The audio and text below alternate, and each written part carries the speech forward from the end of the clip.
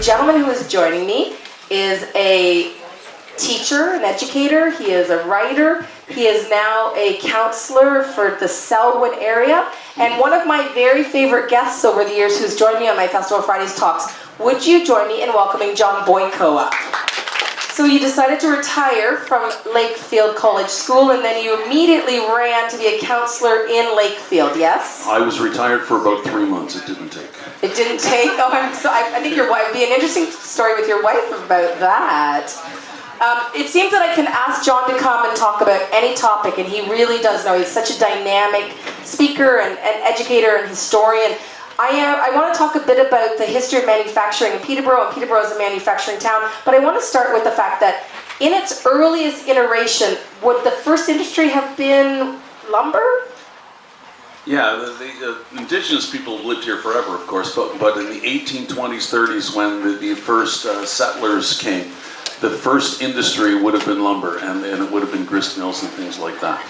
In the 1820s, 30s, when white people were first settling, colonizing this area, the Industrial Revolution in Britain had just begun. It began in Britain in the early 1800s, and once they finished dispatching with the little short guy from France, then it started in I can't recall his name right now. Then it began. Napoleon Bonaparte? That may have been him. And then it started to begin in the rest of Europe. And so therefore, when this place was settled in around Peterborough, and this whole area was settled in the 1820s, 30s, they came with the notion of the Industrial Revolution already. And what, sorry, I just want to jump in. What the Industrial Revolution is literally mechanized machinery, like powered machinery? Yeah, it started with a steam, with James Watt and the steam engine, whereby you wouldn't need horses to power something. You could simply do it with a steam engine, and that's why they measured it by horsepower, because it was horses that they were replacing. So a 50-power steam engine, and so therefore factories began to be using the steam engine too. They still measure, by the way, the space shuttle got measured by 30 billion horsepower, as if that mattered anymore. But yeah, so all of a sudden the factories were starting to be run by steam, and it was all of the manufacturing boomed, because all of a sudden you could not only power it by the power of steam. It wasn't, the strength was not the strength of just a person or just a horse. It was the strength of the machines. And then it was Henry Ford, who a lot of people think invented the car, but it wasn't. It was Mercedes and his partner, who I can't recall his name, Benz. I get it. And it was, they invented the car, but it was Henry Ford who invented the assembly line, and that's the Industrial Revolution that really set the Canada going and the United States going in the beginning of the 20th century, because what Henry Ford came up with was the notion that the idea of interchangeable parts worked really well. So you don't need a craftsman to build a gun or a car or an anything, because the craftsman is going to build every one slightly different. What you want to do is get interchangeable parts, so therefore each part will fit in each other part of each whatever widget you happen to be making. And therefore, if you get an assembly line, you can de-skill your workforce. Now, I haven't seen the play, but I bet that's probably part of what it's all about. You de-skill your workforce so that you don't have skilled craftspeople here building whatever you happen to be building in your factory. You get somebody who can just turn every fourth bolt that goes by.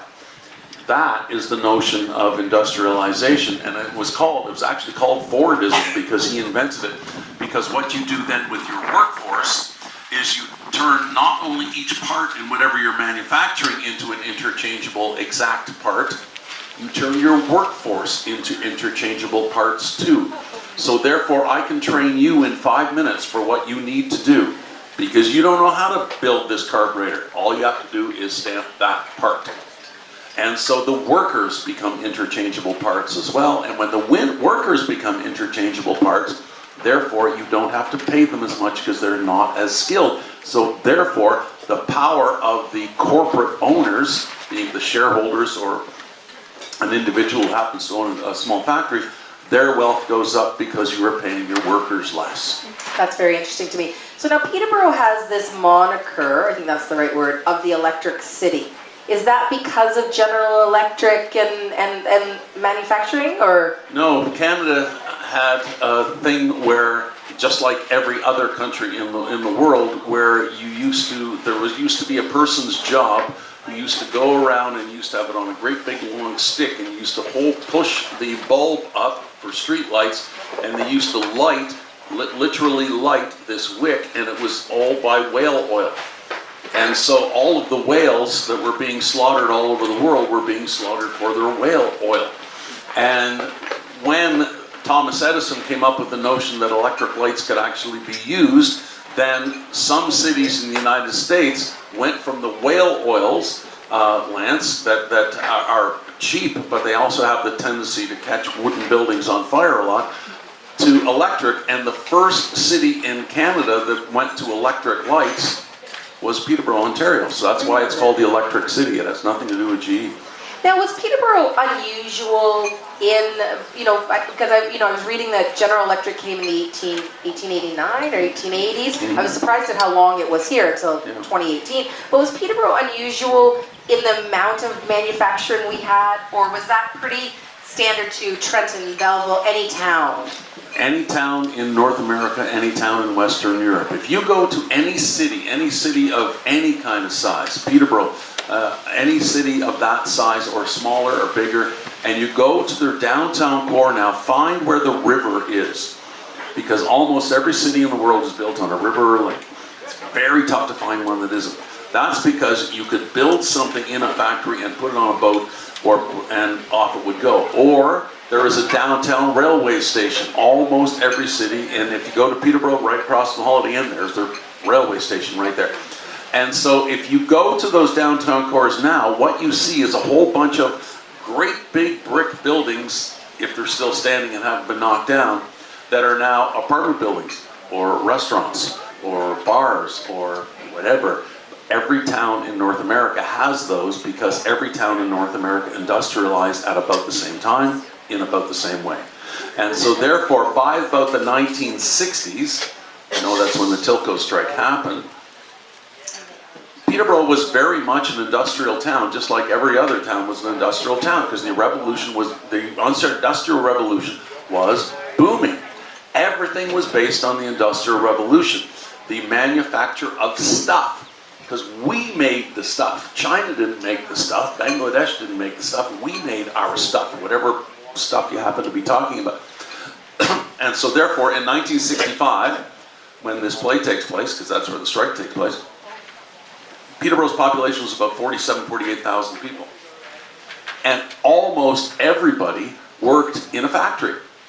You worked in, picture Peterborough being 48,000 people, and between 6,000 to 8,000, depending on the year, worked in General Electric. That's a hell of a lot of people. My dad included. Oh, my wife's dad worked there. Are there any people here who worked at GE or related to somebody who worked in GE? There you go. Yeah. And back there. Those GE picnics up at Nichols Oval and the Christmas parties at the Memorial Center, and gargantuan. Yeah, I moved to Peterborough in 1967. I was 10 years old. My parents were moving, so I thought I'd come with them. And so because they worked in Dofasco. Everybody in my family worked in Dofasco. Dofasco or Stelco, everybody worked there.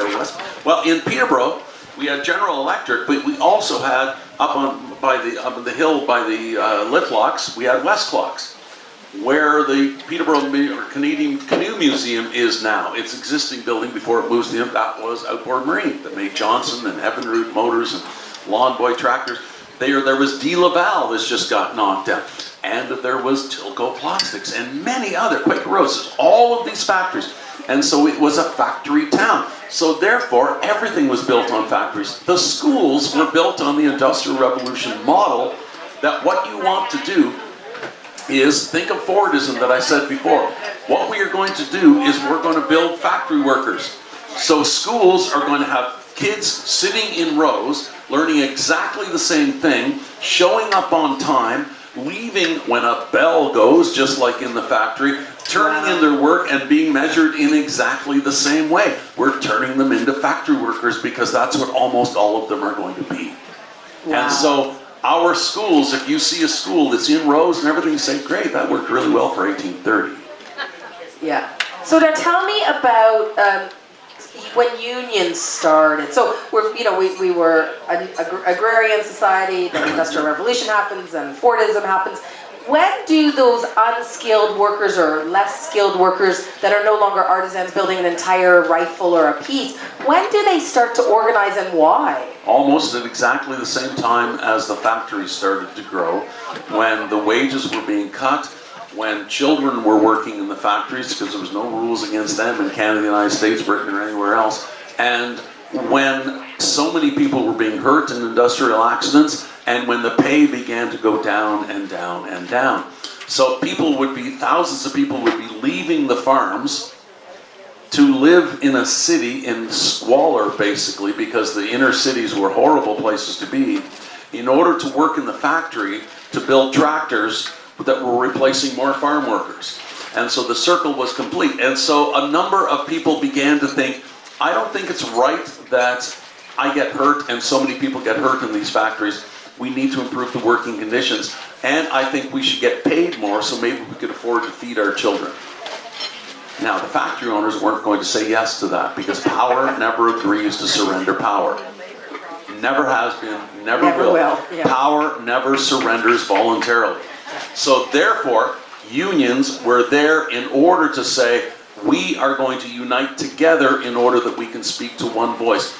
And there was a law passed in Canada that said collective bargaining is the law, unions are legal. In the United States and state after state, they tried to ban them. But our federal government said collective bargaining, where one person or one committee of people represent all of the workers and therefore all of the workers get this deal. And the Prime Minister, can you guess the Prime Minister that put that into law? Not Borden, no. Sir John A. Macdonald. No. It's a long time in Canadian history that we had that law and the Americans were still fighting for it 50 years after we had already settled it. But the Americans are still fighting about things that we settled 50 years ago now. So we will leave that to one side. Yes. So what we had then was the unions who were therefore standing up for the workers. But we had the corporate leaders and individual owners of small plants like Tilco that were still trying to stand against the union because their job, and they're clear about it, and corporate leaders are still clear about it, their job is not to create jobs. Their job isn't even to create products. Their job is to fulfill the needs of their shareholders. That's the job of a corporation. That's the job of a company. Their job is to, now they do it by creating good products and marketing, but their job is to fill the needs of their shareholders. Yeah, that's so interesting to me. So when people in a small company or a large company in the early periods of unions decided they wanted to form a union, because in our play they talk about how it has to be secret, the bosses can't know, you need a percentage of the workers to agree to it, all this stuff. It was really clandestine. How accurate is that for what it's like? Like what's the level of sort of danger or stress? Or it's great danger and there's great stress because if the workers want to, let's go back to the 1960s where Peterborough is this industrial town. Almost all of the unions that were representing people, the workers in all of these factories were all American unions. Yeah. American. So I just want to say, when you see the signs tonight, labor is spelled wrong, don't send us an email. It's because all the signs, we base them on the real signs, were printed in the United States and there's no U in labor exactly. in the US. So we've had so many people kind of, clutch their pearls about the signs, and we know, but they're the real signs. They're based on the real signs. Yeah, and like the Canadian Auto Workers was no such thing. It was the American Auto Workers that were G, and it was all American unions that came up. And so the Tilco plant was this small plant. I don't want to give away too much of the play. I don't think I can. I haven't seen the play. I don't know, but we'll see in a little while. But the Tilco plant was a small manufacturing plant that is on, where Park Hill and Park Street is in Peterborough? It's right there. Little low-rise brown condo building now was the Tilco building. Yeah, and they had about 60 employees, about 37 of whom were women. And these women were being paid far less than the men, about 60% of what men were being paid. But they were also being paid far less than other women in other factories were being paid. $1.12 an hour was what they were being paid, when others working in GE or Outboard or the others were being paid $1.20 or $2 an hour. which sounds outrageous now, but in 1965, that was okay, but still not very good wages. And when they went to their boss, the Tilco plant was purchased by 3 men, Canadian men who lived in Peterborough in 1962. And in 1965, they went to these 3 men. This guy named Pamet, the Dutch Pamet was the guy who was representing the 3 Tilco owners, and say we would really like a raise. He basically said, well, no, you don't need it, because you're just women, and the man is the breadwinner. If you don't want to work, just go home, because you don't need to work. And so that shows that what we've got, the intersection here is the intersection of 3 revolutions happening at once. There's the revolution of organized labor, where they're starting to stand up to a lot of these corporate interests. You've got the intersection of the women's movement that are starting to say, no, wait, I don't think we should be treated as unequal citizens just because of our gender. And you have the intersection of the youth movement. The Beatles had arrived just the year before. The baby boom was just ending. Baby boom went from 1945 to 1965. So in 1965, you've got all of these people who are now in their 20s that are now starting to show their power and say, wait, I don't know about this authoritarian situation that we've got, where the man, whoever the man happens to be in your life situation, is calling all the shots. So you've got that intersection of all of those 3 movements happening at the same time as this strike, where this group of women get together and say, we want there to be a union.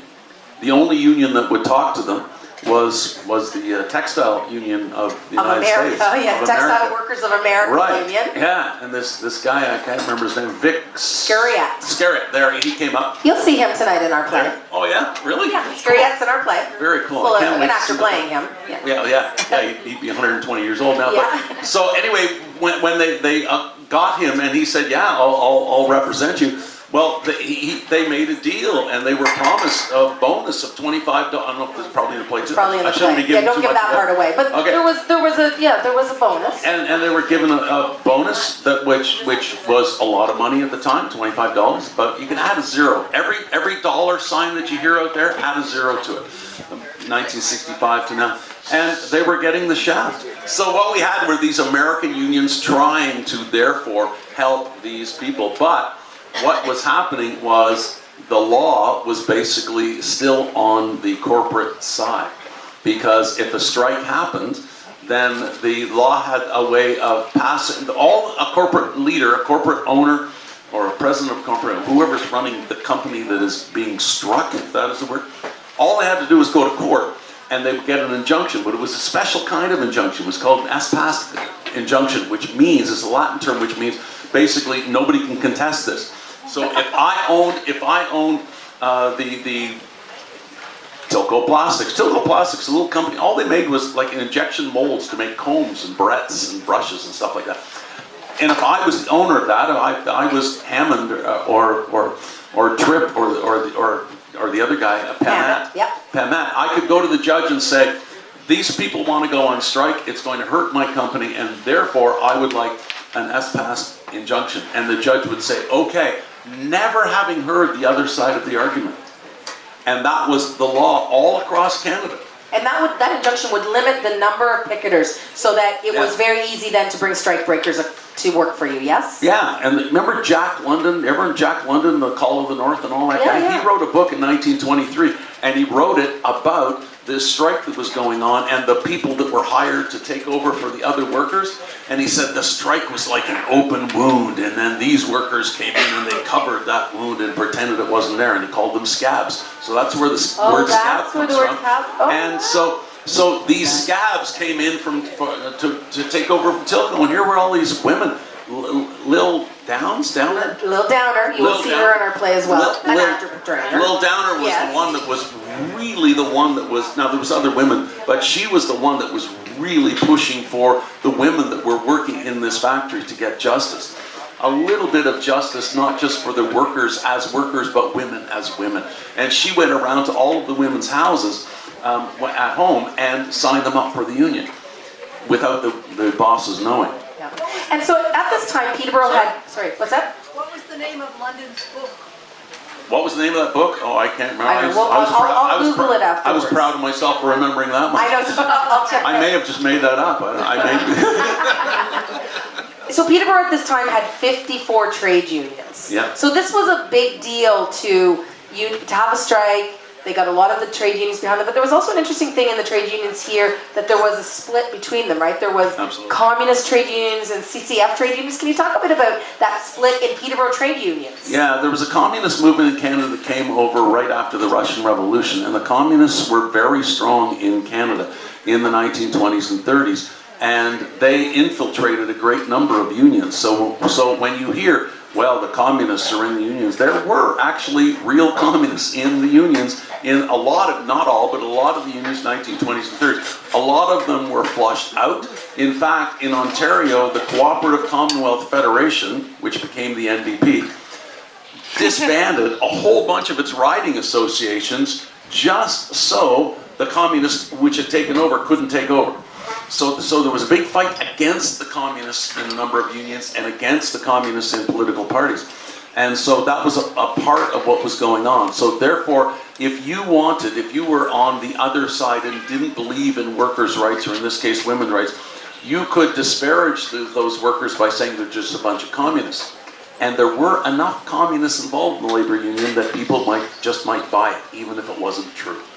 The Scab and the Short Story by Jack London. Lindy just checked it. It's called The Scab and the Short Story by Jack London. So I didn't make that up. You did not make it up, of course. I know John Boyko well enough to know he did not make that up. Would this have been... I'm trying to think back to my youth, so I'm thinking about the sort of the stress of Canada Post strikes and when GE had strikes. There were strikes in Peterborough when I was growing up here. I was born in '66, living in Peterborough. Was this the heyday of the union? Like, what happened to the union movement? I mean, I know there's still the Peterborough District Labour Council, and there's a lot of uniform locals at a lot of the small places in Peterborough, but maybe talk both about the decline of unions, but the decline of manufacturing in a city like Peterborough. Well, decline of manufacturing happened all over Western Europe and all over North America at essentially the same time, and that was when the Industrial Revolution was ending. The Industrial Revolution was ending in the late 1960s and early 1970s, and people would blame the management at Quaker Oats or the management at Outboard Marine and the dumb ideas being decided in the Peterborough managers of GE, and it was a worldwide phenomenon. The Industrial Revolution was winding down. When wealth was first built, I'm going way back now, if you want to be rich, you own the land, and therefore you were the lord of the land. And the lord of all of the lands was the king. You were the landlord. The Industrial Revolution, if you want to be rich, you own the factories, either through owning the factory outright or through owning shares in the factories. What happened in the 1970s and into the 1980s, if you want to be rich, you don't own land, you don't own factories, you own information. And comes Bill Gates and comes Steve Jobs. And what is the way that you get rich now? What does Elon Musk own? Information.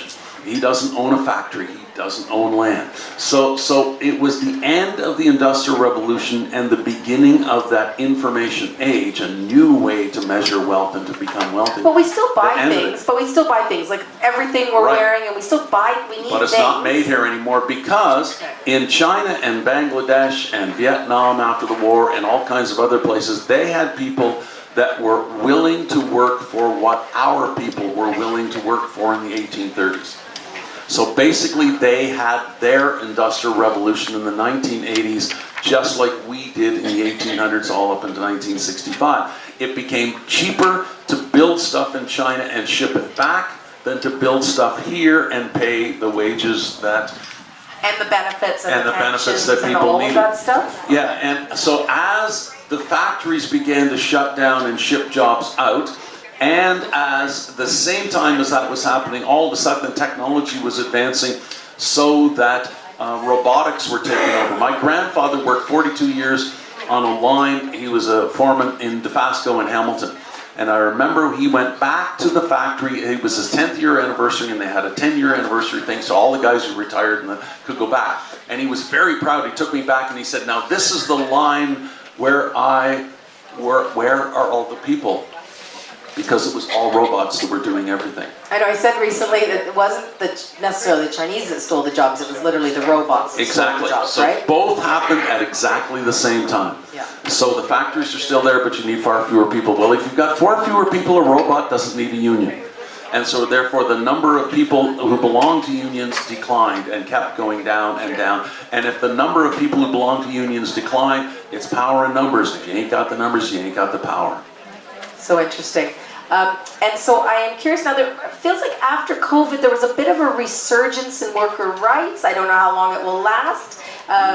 You're not convinced, and maybe a bit more support of unions, yes, unionizing? Or is all unionizing now basically public service and service unions? Well, no, there's different kinds. There's always been craft unions and labor unions, where craft unions, we are going to be the microphone manufacturing unions. It's a craft union.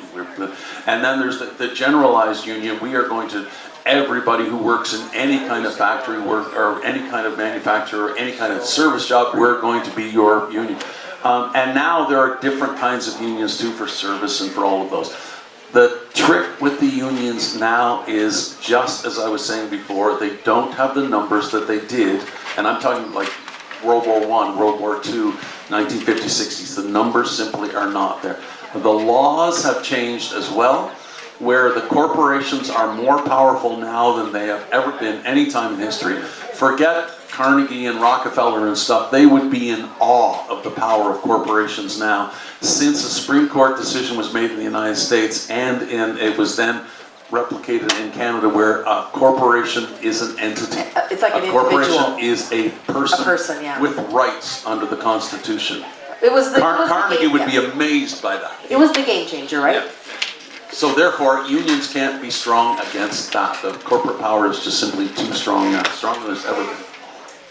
Well, on that note, I know I don't want to bring it down a bit, but it is really fascinating, and I'm mindful of our time, and want to make sure people can finish up their meals and everything. Yeah. John, and in a Thank way, you. our play, I think it has some hope in the end, but doesn't always. I'm not going to say it's a hope. It must, because the Tilco strike, it started as these women really fighting for the rights of women and women workers and workers in general.